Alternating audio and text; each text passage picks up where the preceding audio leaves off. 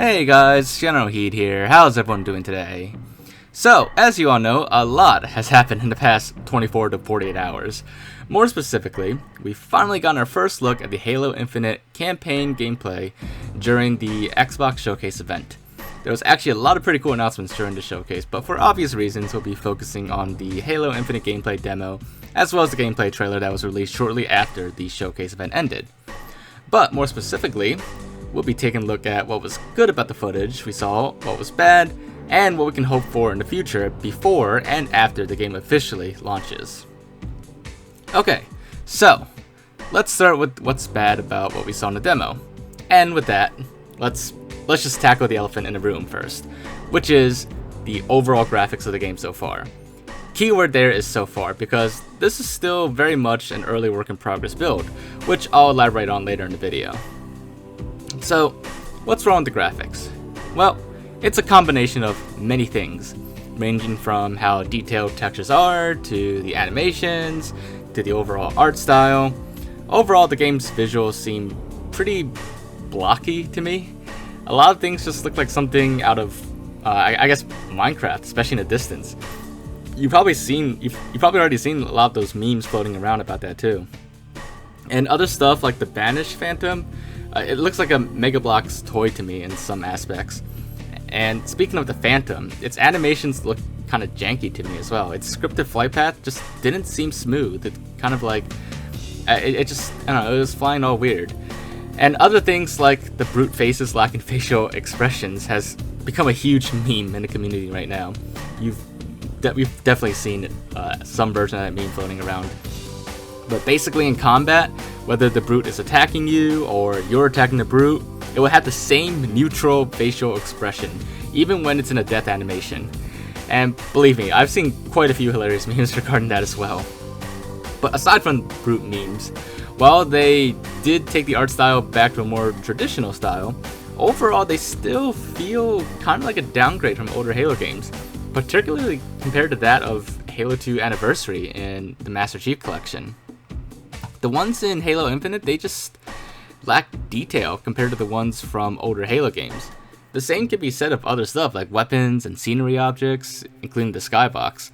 Some weapons like the battle rifle in the Halo Infinite, they just currently don't look as good as it does in Halo 2 Anniversary, whether it's the Anniversary campaign or Anniversary multiplayer. There are also some graphical issues in a demo where you could see things pop in from a distance, which some of it looks pretty obvious too. And it's really something that shouldn't be an issue anymore on a game designed for the Xbox Series X. So all of that will definitely need to be addressed and polished before launch. And moving on from issues with the graphics, there's also an issue I've discussed with Halo 5 in the past, and that is the amount of blood and dead bodies that the game renders. So if you look closely, while enemies do bleed their usual Covenant blood in Halo Infinite, there's absolutely no blood splatter anymore. Nothing on the walls, nothing on the ground. It's basically like Halo 5 all over again.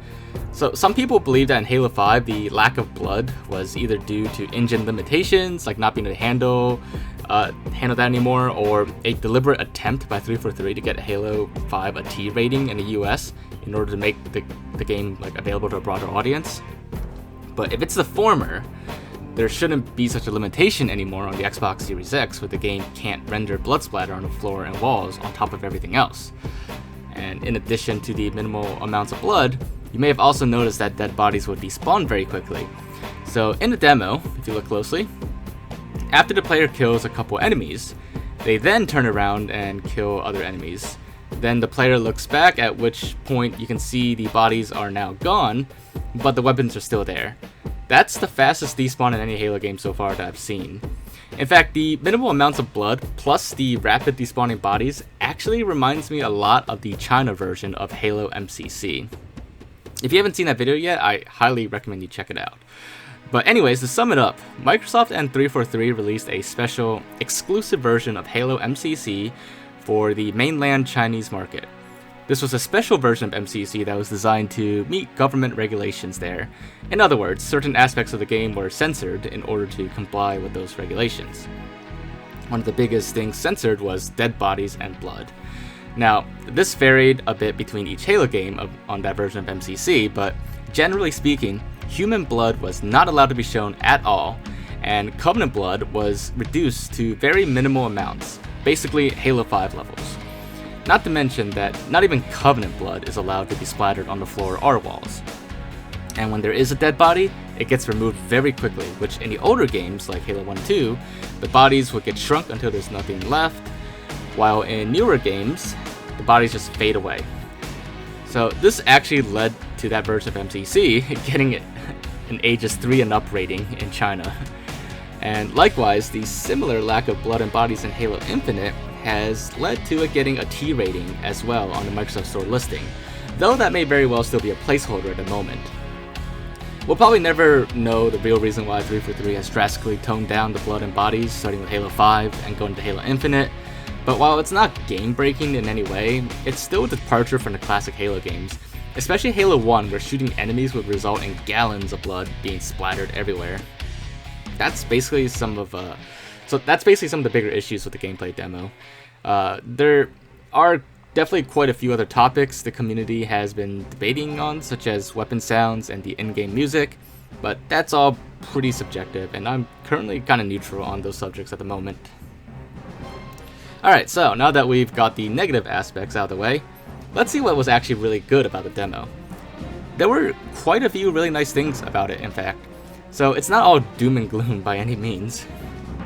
For starters, the new open world aspect of Halo Infinite actually seems really interesting. Some of the gameplay seems to be almost like Halo 3 ODST, where you can proceed to your mission objectives in any order you like. This gives players a lot of freedom to explore the world, which already seems to be really huge, like a really huge open environment, which also includes a lot of wildlife too. In addition to it being open world, there also seems to be a lot more customization available in campaign now. Specifically, it seems to be weapon loadout customizations, where you can customize certain aspects of weapons you start with or pick up. There's not really much more details on this right now, so that's really all I have to say on that feature for the moment, but it seems promising and sounds like a cool idea.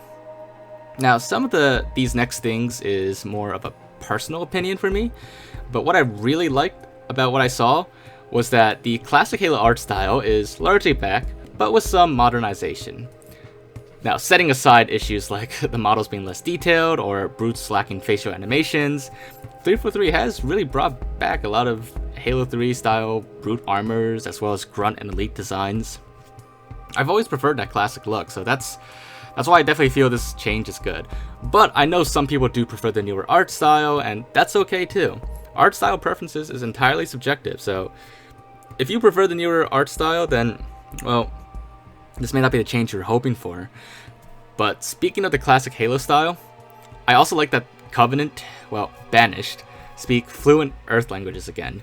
In the case of this demo, they were speaking fluent English again, but if you play Halo games in other languages, you'll probably notice the same change too, instead of the Covenant speaking in their own languages, despite speaking fluent Earth languages for multiple classic Halo games. Now, I know lore-wise, these alien species do have their own languages, which makes sense, but I didn't want them to change the in-game dialogue to reflect that, because it took away from one of the more enjoyable aspects of Halo, which was funny dialogue with all the characters. Like back in the day, you'd have characters react to different events with their own unique dialogue, and a lot of times they might say something totally random and hilarious, which honestly was part of what made Halo what it was back then. So, unfortunately, this also might not be the change people who are really immersed in lore are looking for, but personally for me, I'm glad to see that return to form. Now, moving right along, some other cool new stuff added are gameplay mechanics like the Grappling Hook. Functionally, it's actually quite similar to the Grappling Hook from Call of Duty Infinite Warfare, as well as Titanfall 2. It was a really cool mechanic to use in that game, and so far, it seems like it's really fun to use in Halo Infinite as well. The ability to use the Grappling Hook to latch onto an object like a fusion coil, and pull it towards you and then throw it at an enemy is pretty awesome. Not sure to what extent you'll be able to throw objects, but it seems brutes can even throw grunts at you too. So while this hasn't been confirmed yet, it would be cool if almost any object you see can be used as a melee weapon or a thrown weapon, kind of like in the Dead Rising video game series. But aside from the pulling of objects towards you, the Grappling Hook is also used as a form of enhanced mobility, for better or for worse. I know enhanced mobility is somewhat of a controversial issue in the Halo community, and there are people on both sides of the fence with it, but as far as enhanced mobility in Halo Infinite goes, yes, things like sprint and slide are definitely still in the game, which wasn't really that big of a surprise anyways. However, one good thing, which I think a lot of people will be happy with, even the ones who weren't thrilled about enhanced mobility, is that it all seems to be toned down a lot in Halo Infinite. Every time sprint was used in a demo, it seems more like a jog rather than like a fast sprint. So it shouldn't be anything crazy like it was in Halo 5 with all the sprinting, thruster packs, etc. But they didn't really cover enhanced mobility too much in the gameplay demo, so we'll have to wait and see in the future to see exactly how much it's been toned down. But aside from all that though, there's a lot of other small interesting things that have been added that really enhance the experience of Halo Infinite a bit. For example, enemies now seem to have more animations that support getting shot in different parts of the body. For example, if you shoot a brute in the leg who's also charging at you, he'll actually stumble and trip on that specific leg you shot at. I know older Halo games, all characters had flinch animations from getting shot at, but it also seems in Halo Infinite that's been refined and improved a lot. Other small things added include the new enhanced motion tracker for your radar. In previous Halo games, it was usually limited to around 25 meters, but now its range has been increased to 31 meters, making it able to track enemies further away. But yeah, I know 31 meters is a really odd number. Anyways, other things that I really like about the reveal is the cinematic quality so far, which looks pretty good, and I also like the characters everyone has dubbed. The character everyone has dubbed Brohammer. Should be interesting to see what his and Master Chief's story will be like. The soundtrack also sounds really good to me, and I'm definitely looking forward to hearing more of the soundtrack soon. It definitely has like a classic feel to it already. Oh, and also one cool thing I like is the return of equipment from Halo 3, including things like the deployable cover. I've never been too much of a fan of armor abilities and have pretty much preferred deployable equipment, so this is definitely another good thing in my book. But yeah, that basically wraps up for what I personally found to be good about the Halo Infinite demo. So obviously a lot of this demo still has really rough edges. As I mentioned earlier in the video, a lot of that stuff is temporary though, and will no doubt be polished up by the game's release. So the reason why a lot of things look really rough is because the demo is still very much a work in progress. In fact, a lot of people are saying the demo is actually an earlier build from around January of 2020, and that the most up-to-date build has a lot of improvements since then. That actually makes a lot of sense because after the Xbox Showcase event, 343 did upload a campaign gameplay trailer to the Halo YouTube channel that not only featured more gameplay footage and first looks at other weapons like the battle rifle, but it also featured updated models and textures we saw in the demo earlier, such as with the Mauler, or the Mangler, I mean. So on one hand, it does show that obviously what we saw in the demo does not represent the final product and that lots will have changed by the time the game releases. However, what does worry me is that even if the build we saw in the demo was 6 months old already, it was still less than a year ago. It's still less than a year to go to launch. You know, maybe in 10 months or so between the demo and launch, they can fix all the issues. But when asked about a public beta, 343's response was that the game isn't ready for that yet. That's what concerns me really. We're likely less than 4 months from launch, and usually games go gold like a month before the actual release date, because they need time to make the discs and everything. That's not a lot of time left, especially if they feel the game isn't ready for a public beta yet at this stage. There's been other articles out there that also said Halo Infinite won't be getting ray tracing support until sometime after launch. I'm not sure if those sources are 100% accurate, but if true, that's basically an admission that the game is going to ship and release in an unfinished state. I'm actually of the opinion that at this point, it might be better to delay Halo Infinite by another year in order to get the game in a finished and polished state. But I know Microsoft will never let that fly since Halo Infinite is supposed to be the premier launch game for the Xbox Series X. Without it, the lineup of launch titles for the Xbox Series X gets considerably weaker. Now, there's no telling how long after the demo the gameplay trailer was made, If it was made shortly after the demo, then it does seem like they're making good progress at a quick pace. However, I can't imagine what kind of crunch it's going to take to get the game in a more polished state for release.